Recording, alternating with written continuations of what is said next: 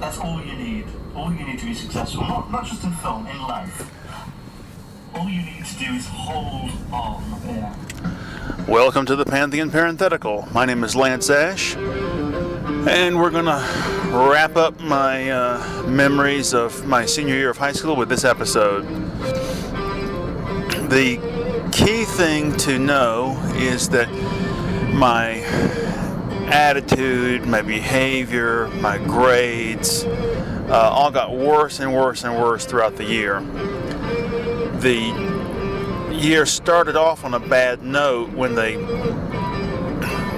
made the announcement that they were splitting the senior class into two different homerooms and stuck me in the new homeroom, not in the homeroom with my favorite teacher at that school.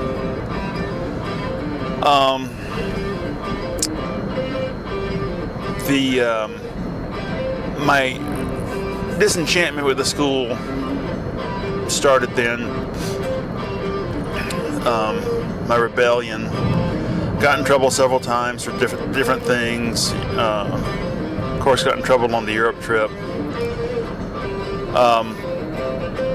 My grades, which had always been throughout my days at school, pretty much C's, total indifference toward my schoolwork. They got worse and worse to the point that on my last report card, I got an F in some sort of speech class,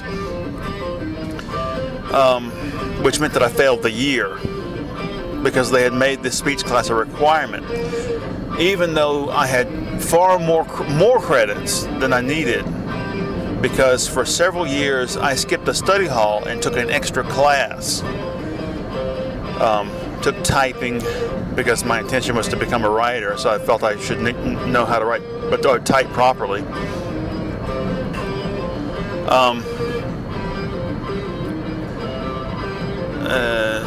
So what happened was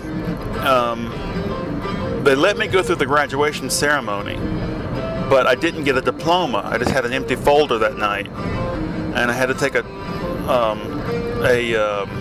summer school correspondence course in speech, which I never completed because there was a girl in our class who got pregnant and they kicked her out. Well, a friend of mine, also in our class, they found out that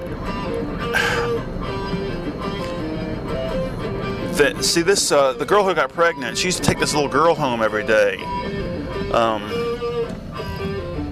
And one day she stopped off at my friend's house on the way to take the little girl home.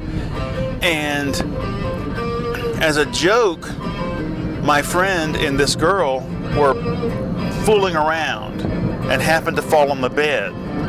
He did not get her pregnant. But the little girl went home and said, they were on the bed rolling around. So because of the appearance of iniquity, they kicked him out. But he still got to take classes. He just took classes after hours or, by mail or something. So during the course of the summer, his mother got tired of the whole thing and went down there and demanded his diploma. And they gave it to her. When my mother found out, she did the same thing. So I got my diploma even though I never finished that speech class. So the whole thing was for nothing anyway.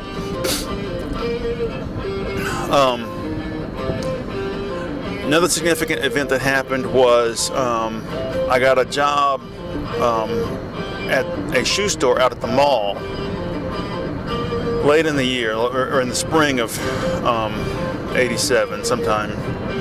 Kept that job for about 6 months through my first quarter at UGA. And how I got accepted to UGA without a valid high school diploma, I do not know. Now, another guy I went to school with, a friend of mine, during his junior year, his family moved away to Virginia. So he was gone a year. For some reason, he wanted to come back and graduate with us. So he moved back and lived with the other high school homeroom teacher, or senior homeroom teacher, because this teacher lived on the grounds of the school in an old trailer. He said that one day, my homeroom teacher, who had a belly full of my bad attitude, came to visit and was complaining about me. And the famous line from this rant was, "I don't think Lance is saved." True enough, Scott. True enough. So, with my inevitable damnation, we'll end this episode. And that's about it. So thank you very much for listening.